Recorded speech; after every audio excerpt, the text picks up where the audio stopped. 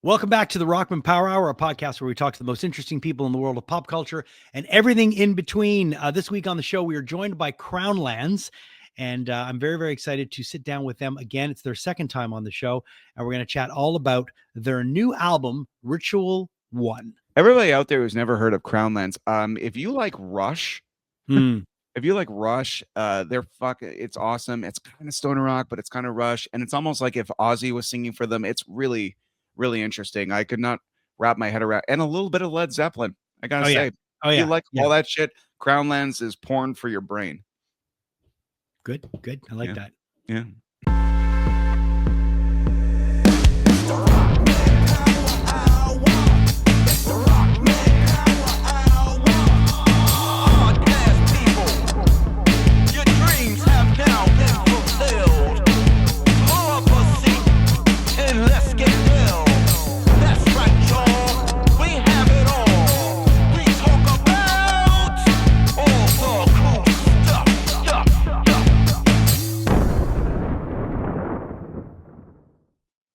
Welcome back to the Rockman Power Hour. My co-host Ryan Stick with me from the jump. Buddy, we've been busy. I think we've clocked in more Rockman Power Hour interviews than the entire first year in probably 2 days. We went to Music for Cancer. It was great. Yeah. We talked to all these bands, and you know what? It kind of reminded me, you and Kevin, back in the day when Slaves on Dope were starting, do you ever play any like Battle of the Bands? And even if the show was literally a shit show, you would make friends that day that you would remember years later. That's literally how Music for Cancer is starting to feel right now. Yeah. Because we saw some people we knew last year, and it's just like, oh, it's so nice to see them again. It was really nice it's a great vibe. We really worked hard this year. We joke about it in some of the interviews, how like they kept us locked in the tent, but big shout out to Melody, who was coordinating all the interviews for us. We got to talk to a lot of people. We didn't necessarily talk to the headliners, but we talked to almost everybody else that was on the lineup. And it was a lot of fun because I like you, I love the idea of discovering new talent and shining light on new talent and giving them a platform. So the idea that we were able to do that for a lot of bands and just meet so many interesting people, it was really, really fun. But it's true. Some of the people that we met last year, it was like summer camp a bit, like, oh, I remember you last year from camp. And it's fun when you can do these yearly things where you see some of the same people. I mean, we do it all the time with Comic-Con. We have Comic-Con, we have our immediate team that we deal with and we see all year round, but then there's all those other people that you just see during con season. And it's kind of felt like that, and a big shout out to Eric from, who originally was in Jughead's Revenge and was playing with Fire Sale and started Punk Rock Bass Players. Like, he's just such a fun time. And it was good to see him. It was good to see so many people. And you knew a lot of people from the past. There was a lot of people that I knew. And then there's some people that, just connections through other people. So it was just a lot of fun, but a lot of content, man. So that's probably one of the reasons why we haven't done one of these full Rockman Power Hour episodes, because we were so busy with that. And if people want to see all those interviews, our Instagram exists, the Rockman Power Hour, that exists for the reason of these kind of like micro, smaller content, just, immediate content, if you will. So you can really listen to the show. The YouTube has its own stuff. Facebook has its own stuff, but really Facebook and Instagram, that's where these interviews at Music for Cancer really have their home. I mean, we did talk at one point about maybe doing a day one and a day two of all the audio, and maybe we will get to that, but we have so much, it happens, right? Like we get busy and, we're involved with the cons. We have 2 more cons coming up, Comic-Cons, like in Quebec and Winnipeg. And then we just get a backlog of interviews. So the next 3 episodes that we're doing are all interviews that we recorded a while back. And we've got Crownlands, who we're going to be talking to today. We've got 3 Days Grace, and then we've got Big Sugar. So it's kind of fun that we're shining light on 3 awesome Canadian bands. Yeah. And but it's tough because some of the stuff that we recorded a while back, we've been sitting on it for like a month and a half. So yeah, and it should be noted that before the passing of the former guitar player of Mastodon, this was recorded before that. So, Crownlands, their friend is the new guitar player of Mastodon. Yeah, Nick. So Nick, the new guitar player of Mastodon, who joined, briefly before Brent passed away in a horrific accident. He's from Guelph or London or Guelph, and that's where they're from. So it's just fun to, I had just literally recorded the interview with Braun, and I just got off with the guitar player from Mastodon. Sorry, I was a bit late. We went over a bit, and then they were like, "Oh, cool, our buddies in Mastodon." It was just nice little thing. But yeah, it's we should note that this was recorded right before Brent's passing. So, but listen, let's not bore people too much with us, because we've got plenty to talk about in the next few episodes. But let's go right into this, because Crownlands, if you're not familiar with them, they're a Canadian duo that are just, first of all, it's amazing that they make the amount of noise that they make as two people. Oh yeah. They're just so freaking talented. They're the nicest ever. And just what they did on this record is very experimental. It's very it's not your run of the mill Crownlands record. Not that there is a run of the mill Crownlands record, but this is a very, very different avenue for them. And they talk in the interview about how they'd like to bring this performance to like more like sit down soft seater theaters. And now they've announced a bunch of shows that they're doing. Like they're doing the Sanctuary Center for the Arts. There are places like the Kingston Grand Theater, the first, they're doing the the Schenkmark Arts Center, like places like that. So it's cool that their whole concept of doing, this instrumental jazz odyssey, if you will, for to coin Spinal Tap. It's cool that they're doing this, and they're actually doing it now. So when we spoke to them, they alluded to the fact that they might be releasing some dates where they would do these kind of shows, and now they're doing them. So I think people will enjoy this conversation. When you're talking about Canadian rock right now, they're one of the bands to definitely look out for. They're super respected by all their peers, and they're one of those bands that once you see live, you absolutely get. So without any further ado, here's our conversation with Crownlands.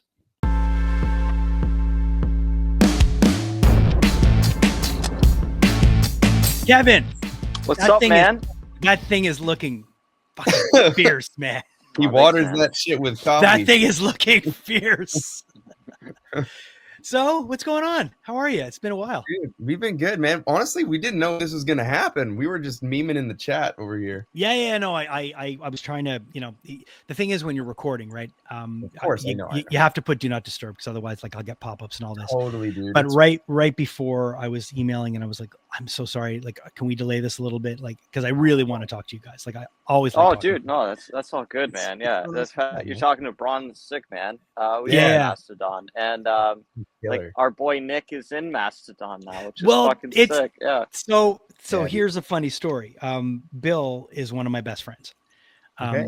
We've been friends for probably since 2012, and really close. Met him when I first interviewed them way back on Crack the Sky, and we kind of bonded on Rush, which is funny because I know you're big Rush fans too. Yeah. And we just stayed in touch, and we've when they played Festival d'été de Quebec, Bill flew to Montreal and stayed with me for a day, and then we drove to Quebec City together. And then we drove back. So I got a chance to really chat with him, and I got a chat. I mean, he had been telling me that Nick was coming on board for a while, he's like, we found a guy. He goes, he's Canadian, so I know you're going to like him. And he's nice, obviously. And I was like, okay. Cause the first guy they had for that one show, Ben, was great. Yep. But he's like, Ben's not going to be, I don't think Ben's going to be our guy. It's going to be Nick. And I went and checked out Nick a little bit, but when I met Nick in person, I mean, man, immediately, what a beautiful human. Like, just a good dude. Man. And can he ever shred? Yeah, dude. Oh, yeah. I'm like, and I'm watching him on the side of the stage at, in Quebec City, and I'm looking out, there's like 100,000 people out there. And I'm like, this is probably he's probably having the time of his life. Because as any musician knows, when you get a break, or you get when we are in that moment where you're actually, you're playing in front of that crowd, you're getting that break that you've waited forever for. It'd be sad if you didn't take it in. And I was hoping he was, and I asked him after, I go, did you enjoy that? He's like, man, you have no idea. Yeah. That's the best. Oh yeah. Nick's awesome. a sweetheart. He is. And he's a good player, man. He can play, Yeah. So good is selling him short, man. Yeah. Well, that's it. And there's been so much back and forth in the press, not really back and forth. There's just been a lot of back thrown at the rest of the guys from Brent. And I'm always a big believer in, when you see people play live, that's when it shuts everybody up. It's like, okay, watch the band and tell me what you think. And most people see the band and are like, oh damn. So it's a great it's a great segue into both of you, because you're one of those bands too that you can say whatever you want about your band, but when you are playing live, it's like people stop and they pay attention. And I think that's always been your calling card, is that, you know, when you get in front of somebody else's crowd, you usually win them over. Totally. Yeah, that's we love playing live, man. We put a lot of effort into our live show to try to pull off everything you hear on the record, like just with the two of us. Yeah. Yeah. And it's still incredible what you're both able to do. It still kind of blows my mind every time I get to see your band play. I'm just like, wow, how did I do that? You know, like I don't, it still doesn't make sense, but we're here to talk about this new record. I'm curious about this new record and what went into putting this record, because it's very, very different than anything you've really done. Totally, man. I mean, like it came together really in the height of the pandemic, and we just finished recording a record. And when we record these big mainline records, it's pretty stressful. You know, there's a lot talking about White Buffalo, right? Yeah, right. Exactly. And so like, there's a lot of effort and there's a lot of stress that goes into these, and a lot of pressure. So we wanted to just zen the heck out and just change the gears. You know, Kev and I are big fans of world music. I listen to world music more than rock music, actually. And so it was like, you know, and my buddy Charlie from Blue Bear Flutes had given me, I think, several flutes of his just for free over the pandemic, and I started learning them and was like, man, like we should just make like a cool record around this stuff. We love this kind of music. Let's do it. You know, and initially we were like, let's make a meditation record. Yeah, something super chill and mellow. Sure. And then we got together and we were doing like meditation and a little bit of mushrooms, and it got a little too psychedelic. And so we just kind of embraced it for what it was, and later came up with this whole concept, tying it to the Fearless chronology, which is like our storyline that's like kind of a through line through our music now, that we're embracing it. And we just made it about Fearless, the main character's planet, before this colonization from the Syndicate, which are like the bad guys. Yeah. And so we just kind of incorporated it into a part of our greater ethos, our greater world that we're building. And really just came from the want of changing pace to just have fun and find the fun of playing again. It sounds fun, and it sounds super loose, and it sounds like, well, you know, I think every artist is allowed to have, you know, depending on where you sit with your music, on how you present it. And obviously you're both presenting your music with a very, you know, there's a very clear intention onto, you know, what the story is. And I love when bands have that, you know, like every band that, you know, that have that fan base that people just love, have some kind of connective tissue between the records. They have this mascot that's incredible, or they have a storyline that weaves in and out. And it's funny, you know, I was talking to Bron about his side project Arcadia. Like they have a very clear, like it's set 5 billion years in the future. The machines are down. These spores come and they infect them and then give them new life. So like there's this whole thing that goes into it. And you know, being someone who was a musician before, you know, I would just go like, all right, give me the music and I'll hum a melody over it, and I'll phonetically sing something, and then I'll write some lyrics, and the lyrics will be usually about something I went through. So what is there I mean, is there a personal thing that's in this story as well? I mean, I think there's like, it's thinly veiled metaphors for that's what I figured around the world, especially with the sequel to, or the prequel to Fearless that we're working on right now, where you know, answers the question of like, how bad does the state of society have to be for a normal person to join this evil syndicate, this conglomerate that's, you know, committing all of these crimes around the galaxy in the name of profit and greed. And we, you know, we see that every day of, you know, how easy it is to radicalize a young person and turn them into you know, becoming selfish. And we want to you know, recognize that this is, you know, like a plague that's happening to our society right now, where people aren't actually, you know, really considering the greater good or other people. And we're trying to like reflect that through the music, and in a sci-fi grand epic storytelling fashion with 20-minute songs and giant synthesizer solos Yeah. and the largest drum kit that we can amass, and Yeah. and it's still and again, like, reflect on like how our country, like as lucky as we are to be afforded the freedoms that we have, many people in this country aren't, and the idea that Canada is built on genocide and colonialism, and we want to like make sure that our music tells that story. Yeah, it's really about resistance, Indigenous resistance against colonization. It's just an allegory for that set in space and fantasy. Okay, and I know that's something that's been very, very important to both of you since the jump.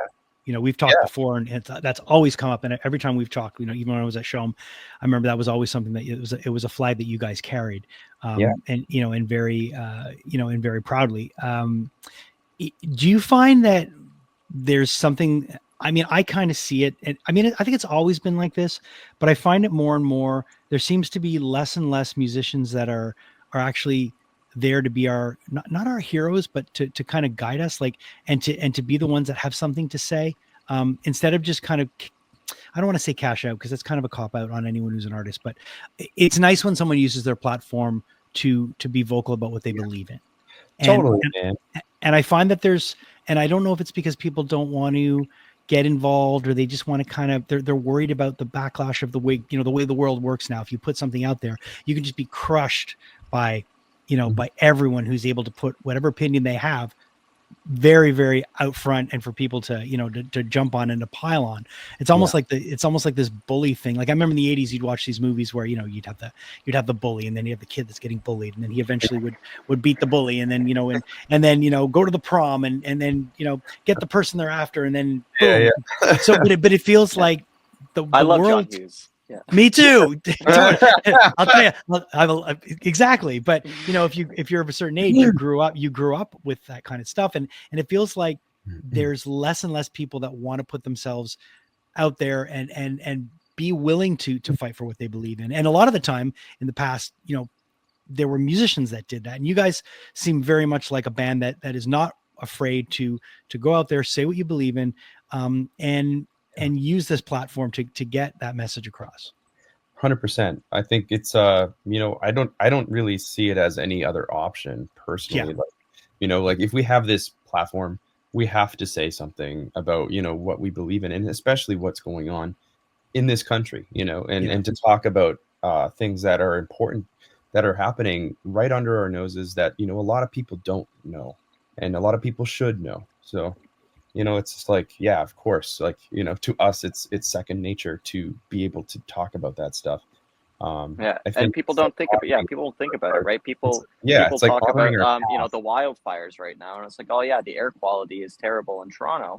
But people don't realize that the number one community that's being affected by it right now are all the Indigenous communities in northern Manitoba that are being evacuated, and like there's no news coverage of that. And I think again, like going back to the way that everyone consumes social media, everyone's brains are melted right now. Like, it's absolutely wild to see like how easy it is to propagandize people now. And people don't even like it's way more pervasive than it was for us when we were like 5-10 years ago. Like, there was still like the mainstream media for like all the evil that mainstream media has perpetuated, whatever.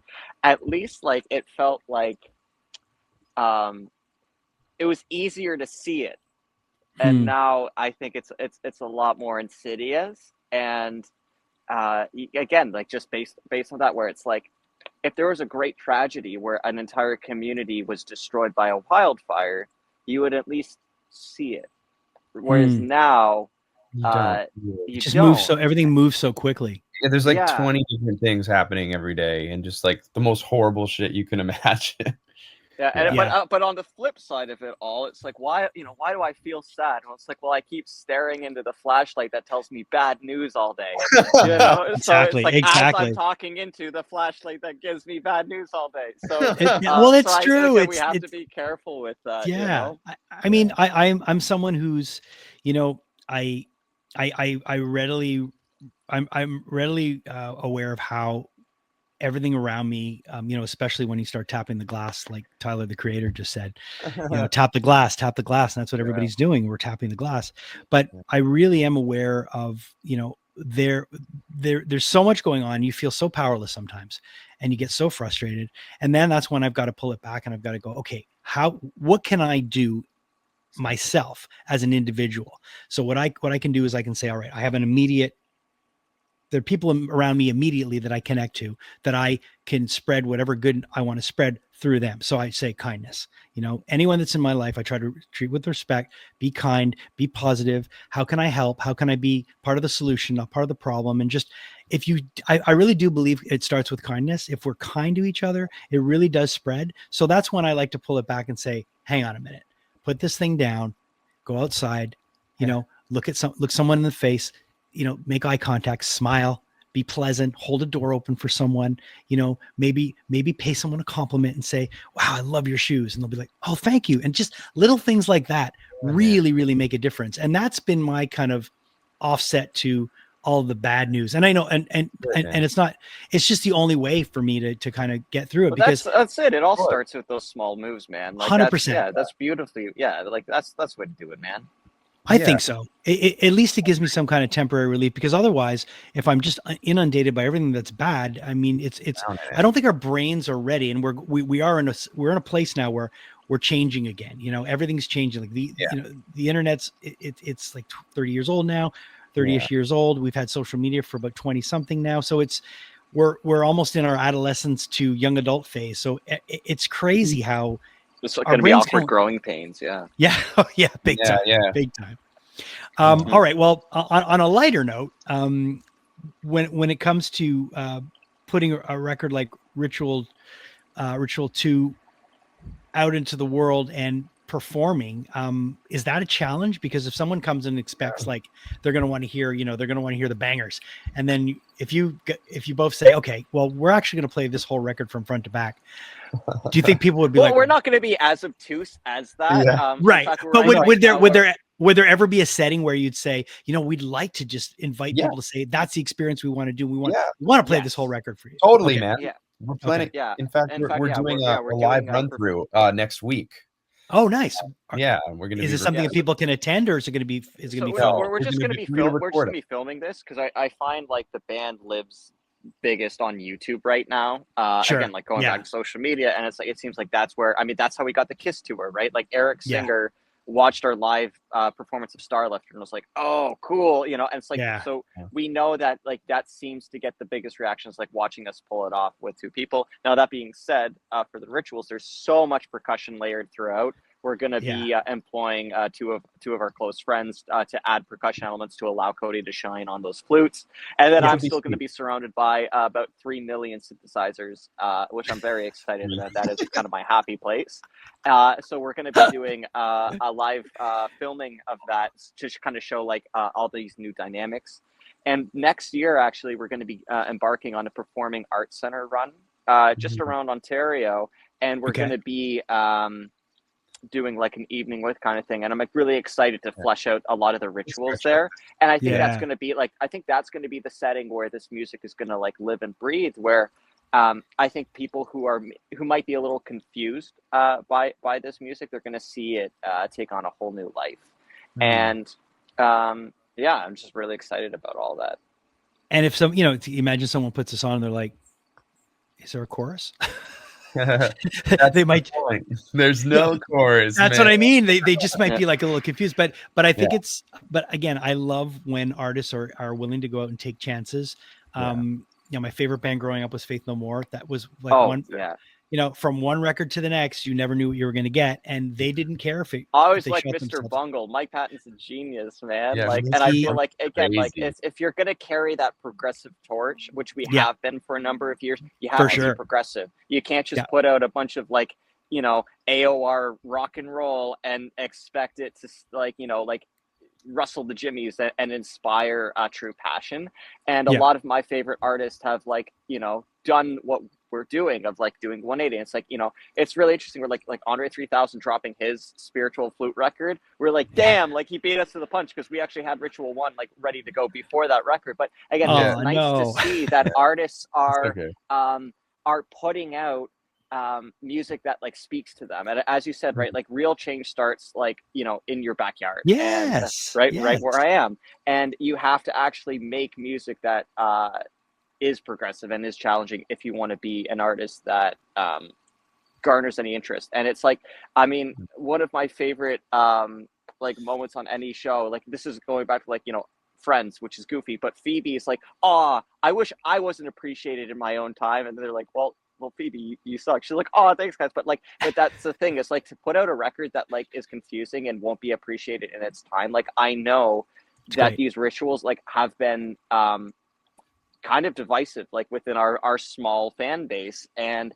that excites me because like in 10 years from now, I know people are going to look back at these records and be like, oh, I get it now. And it's there's a lot of people, there's like a lot of people who listen to rock music and listen to us because we happen to be on Show'em and happen to be like in the more slightly like straddling the mainstream rock and roll world. And someone who's going to throw that record on is going to be like, I've never heard music like this before. Sure. And great. That's what it's all about, man. Yeah.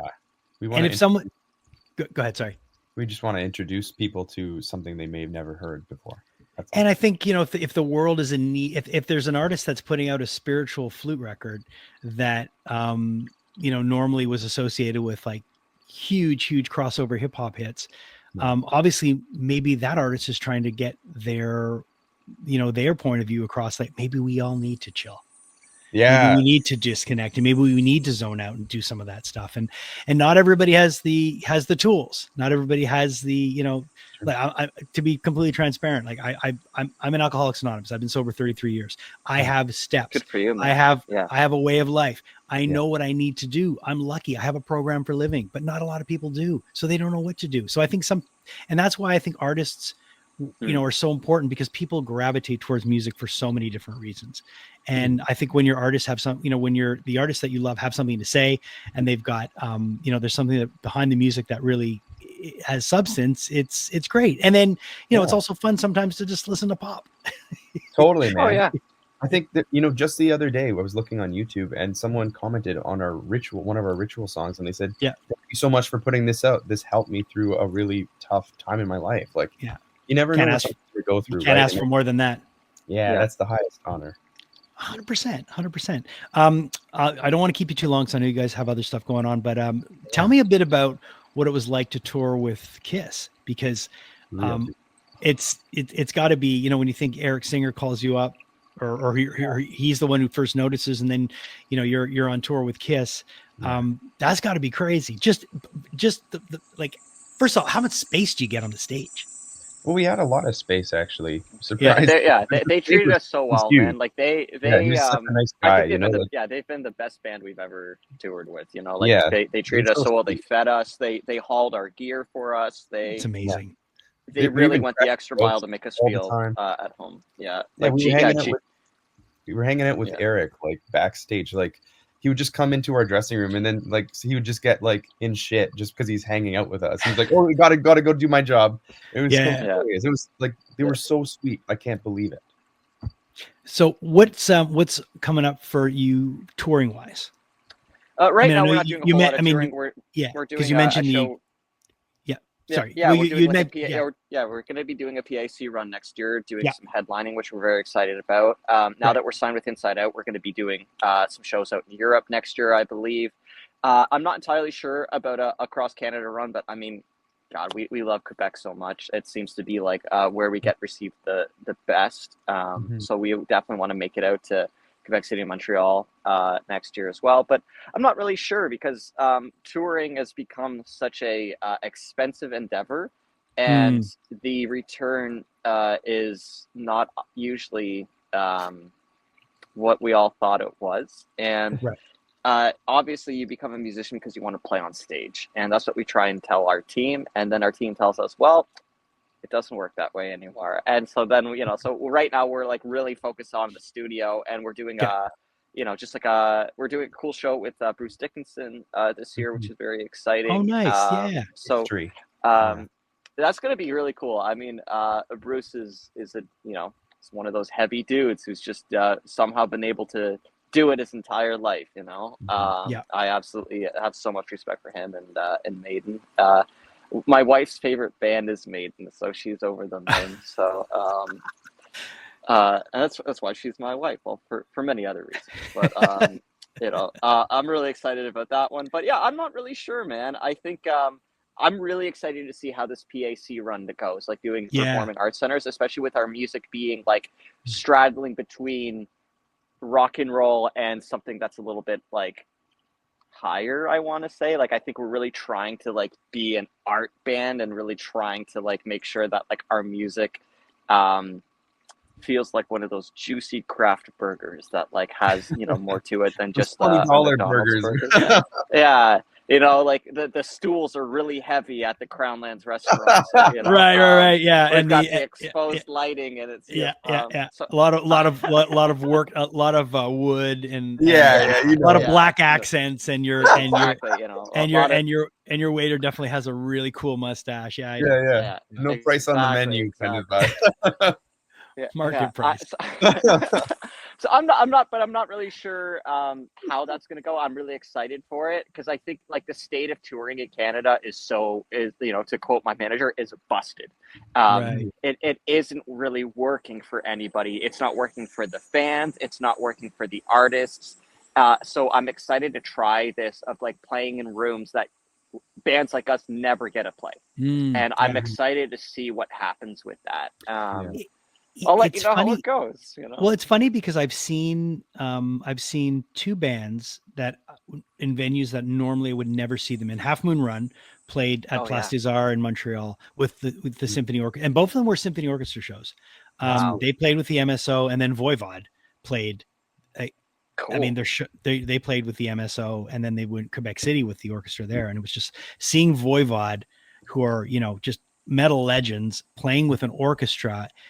I think that's what people want to see now. They want and I think you guys doing that run is really smart because I think that's what people want. They want something a little bit different. And I think being in an environment like that, where you have, you know, the material that will, you know, pique the interest of people saying, oh, I want to go to something a little bit different. And Crownlands are doing something a little different on this. So I think it's going to be really successful for you. And when you guys announce the dates, I'm going to try to find a way to go to one of them. Cause that sounds like it would be a nice thing to see. Yeah, man. We'll find out. Yeah, we'll find a way to get you. I think we're doing one close to Ottawa, so that won't be too far. That's very close. That would be very much on the. That's very doable. Thank you both for taking the time. It's always a pleasure to talk to both of you. You too, man. Continue being incredible artists. Continue being a great band, and stay away from those expensive craft burgers. Yeah. Aye. You know, one of the first times I ever saw a band that only had two people in it, and it was like, you know, I guess the White Stripes, and other bands like that. But you know, even Royal Blood, they were really great at that. Death from Above 1979, I remember them. But this is the most. Here's the thing about this band. I was getting ready for our interview, and I completely ran out of space on my hard drive, and I couldn't edit the interview until I deleted some stuff. So I'm like, fine, I'm going to listen to this band. So I put it on, and it took about 25 minutes to really find where is this giant 80 gig file that's ruining everything. And by that point, I had been listening to them, and I didn't look at them. I just heard them, and I'm just like, there's two. Yeah. And he's singing on the drums. I know. That's a lot of drum to be singing to. It's crazy what they're able to do. It's crazy what they're able to do. And they're just really talented. And then you talk to them and they're super humble. They're super like, yeah, whatever, like typical Canadian, you know, just really like, oh yeah, like they have the talent of a much bigger asshole, but they're nice people. So that's cool. That's a Canadian trait. If you're like the best of the best and you're still kind of a pretty decent dude, that's Canada. Canada. Definitely. So I'm glad we got to catch up with them.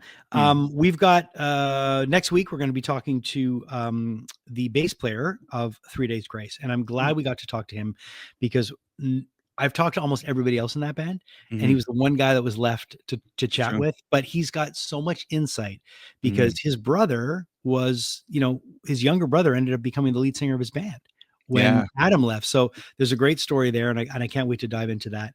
Yeah, man, it's fun. I'm glad we're back to doing this, and of course we're going to be doing some other stuff. Leading up to if you don't follow us on socials, you definitely should follow us on Instagram and on Facebook, because there's a lot of other stuff that we do that you might find there. Just in case, Yeah, and you should follow the real Jason Rockman on Instagram, so you can find out things about your life like I do. Oh God. And what's this new project that I literally swear to God have never heard of in my life, and I talk to you every day? Well, so I got about there's a friend of mine named Fred Rioux who does a lot of content for a lot of different places, and he used to be a radio guy, and he has a little studio, and him and I have done little things over the years together. Like, he used to call me up and he would need voice mail recordings, and he needed English voices, so he'd be like, could you do this? So for years, when you would call Broy Martineau to settle your bill, you'd hear it'll be like, welcome to Broy Martineau. If you're calling about your bill, press 1. I did a lot of that stuff for him. And over the years, we've done other little projects together. And he reached out to me and he was like, hey, we're doing this podcast, but we're going to have several different hosts. And it's going to be dealing with stuff that's going on in Montreal and gripes that people have in Montreal about certain things. So there's a revolving door of, it shouldn't be a revolving door, but there's a stable of incredible Montreal hosts, like, Natasha Hall's doing it. There's a bunch of other people that are doing it. So I recorded 3 episodes with them, and my episode came out yesterday, and it was fun because it's totally different. Like, it's fun because I really just come in, they give me a subject, they have a researcher that gives me, it's just fun to talk about different stuff. Like you and I are always talking about, pop culture and music and the stuff I'm really passionate about, but it's fun to do something that's a little bit different, maybe a little bit more serious, but it's still a conversation. But it was cool to do this little, it's called Les Montréalistes, like the Montrealists. And I got to talk to that lady who runs this commission that looks into corruption.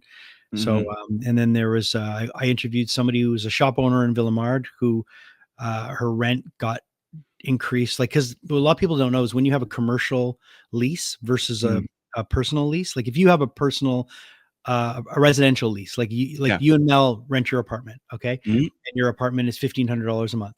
I wish. No, but I'm saying, like, let's say it was $2,000, whatever it is. Let's say it's $2,000 a month.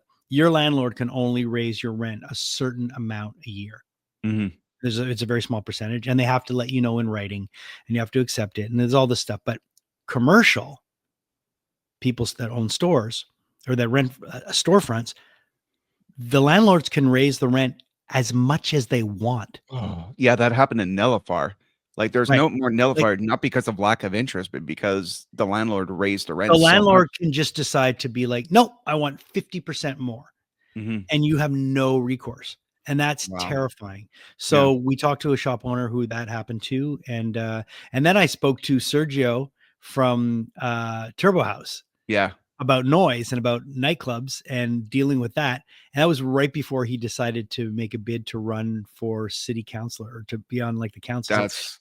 I hope that happens. So me too. So it's a fun project. It's called Les Montréalistes. You can find it on YouTube. And sorry I didn't tell you about it. It wasn't like I was trying to keep anything. No, I find it fascinating. I'm like, oh, Jason's at Corn.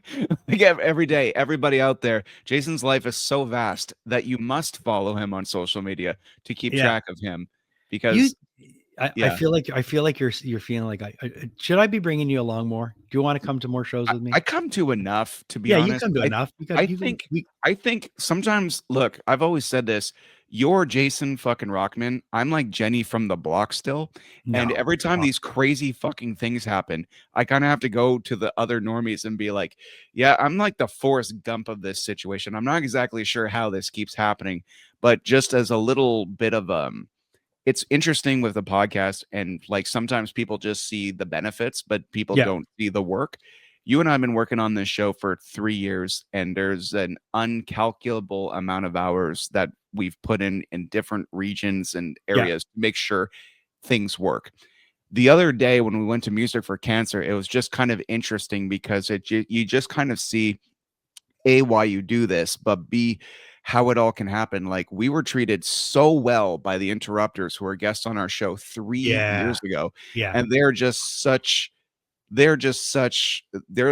those people that will remember you and bring you along. And have seen them 2 times since, but just to be welcomed like that was just they're the best. surreal. They're the best. Surreal. Yeah.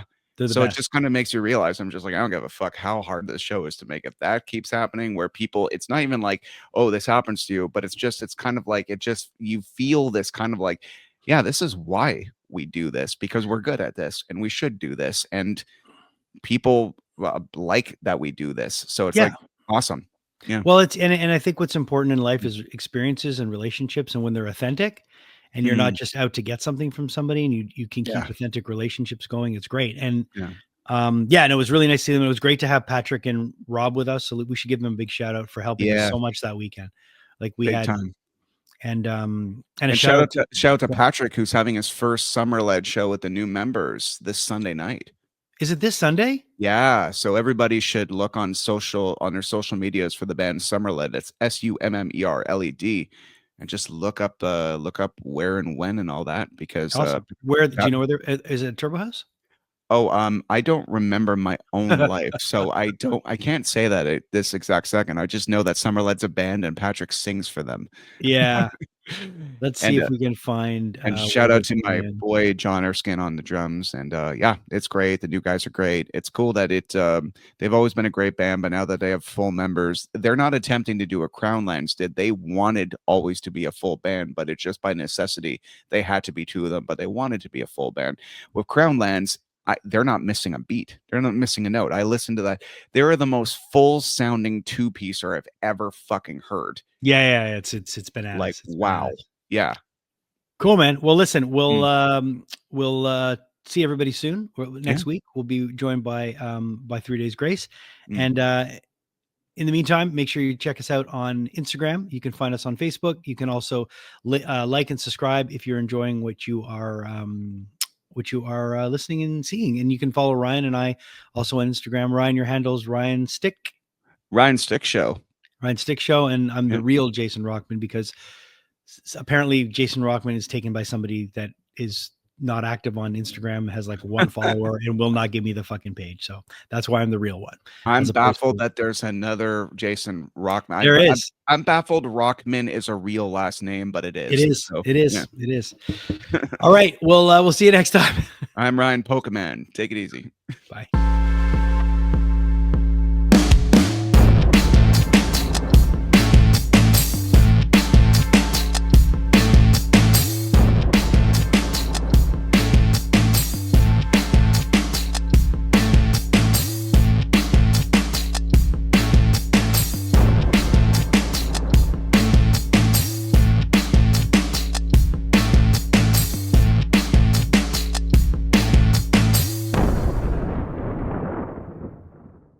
Hey, thanks so much for watching the podcast. We really appreciate your support. And if you're enjoying the podcast, click this link right over here to watch the next episode, and click right over here and subscribe. And that way you won't miss anything.